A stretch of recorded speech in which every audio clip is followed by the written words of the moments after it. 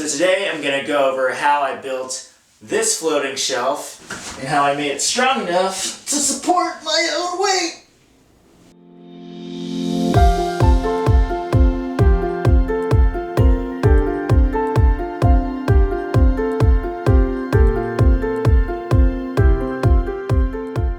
I'm not claiming to be an expert on home projects or woodworking at all. In fact, this was the first floating shelf I've ever made. I just wanted to show you that you can do something like this for yourself with really only about $20 to $30 worth of material. I'll first go over how I made the bracket. It's made completely of 2x4s and screws. You can make it however long you want, but I made mine 56 inches in length. I cut one piece to 56 inches, and then I cut 5 pieces to 7 inches.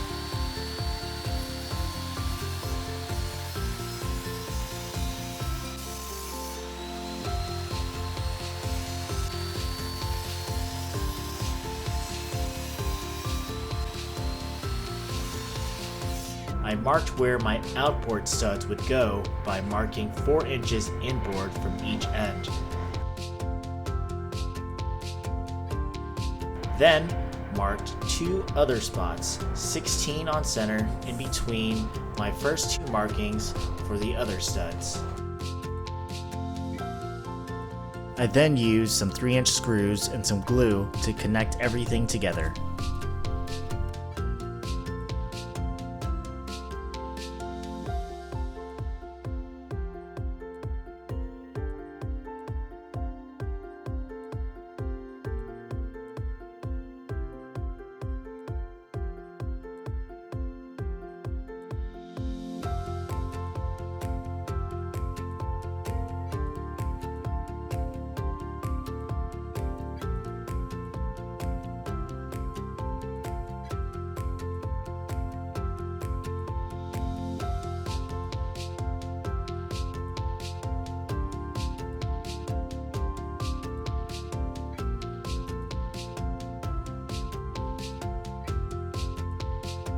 Then I cut the top and bottom covers of the shelf using some 1x6s that were here when I moved in.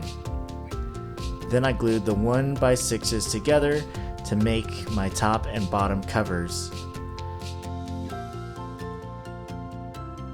I don't have a planer, so I am resting this anvil on the warped pieces to help straighten them out.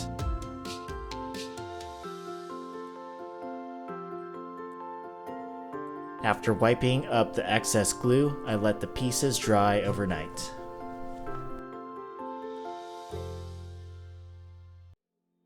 I bought cedar fence planks for the front and side covers, which were about $2 each. I stacked my existing pieces together to know how wide I should cut the cedar planks, which will end up being the height of the shelf. I should probably invest in at least a circular saw track, but I cut these to width by keeping a steady hand, and they actually turned out alright. Here I am measuring out the width of the shelf so I know how short I should cut the cedar plank front panel. Then I measured out my side covers and cut those from leftover cedar planks.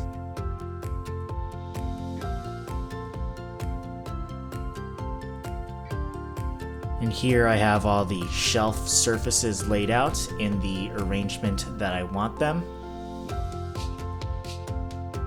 Then I nailed, screwed, and glued the front, side, top, and bottom covers together. After that, I covered up the holes with wood filler.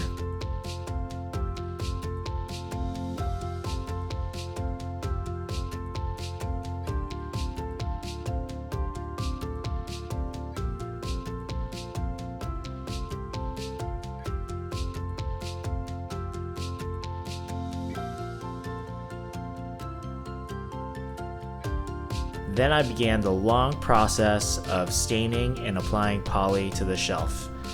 I did 3 coats and let each coat dry overnight.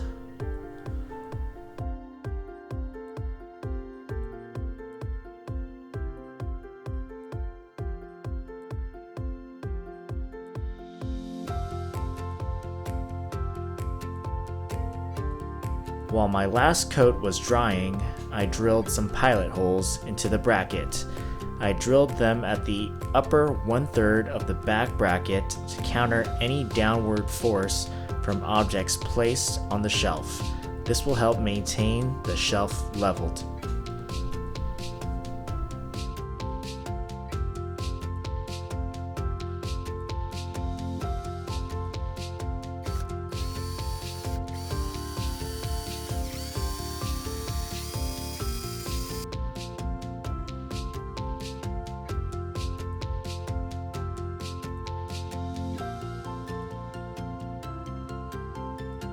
I then marked out my studs on my wall. I typically use tape so I don't have to paint over any markings or mistakes that I make. When mounting, it is important to use the proper screws. I use 3/8 of an inch by 5.5 inch lag screws to mount the bracket.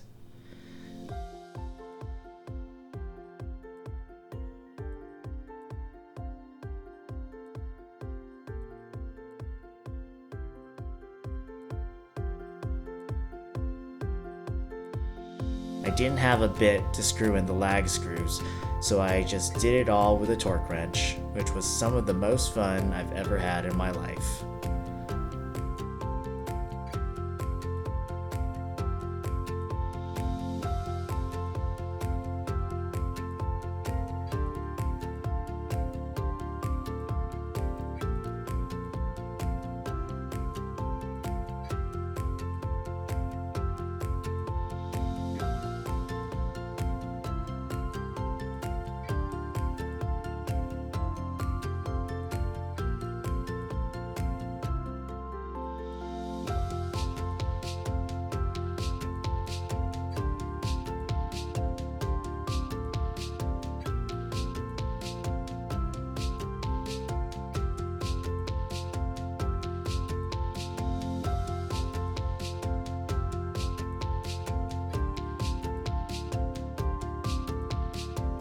With 4 of these lag screws installed, the bracket was strong enough for me to do pull-ups on.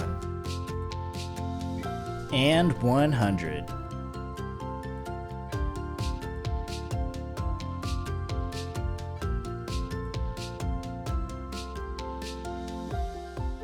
Finally, I slid on the shelf.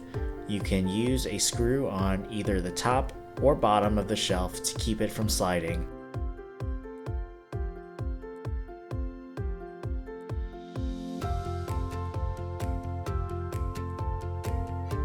And there it is, a floating shelf that can support the weight of a 180-pound man and all his insecurities. Thanks for watching. See you next time.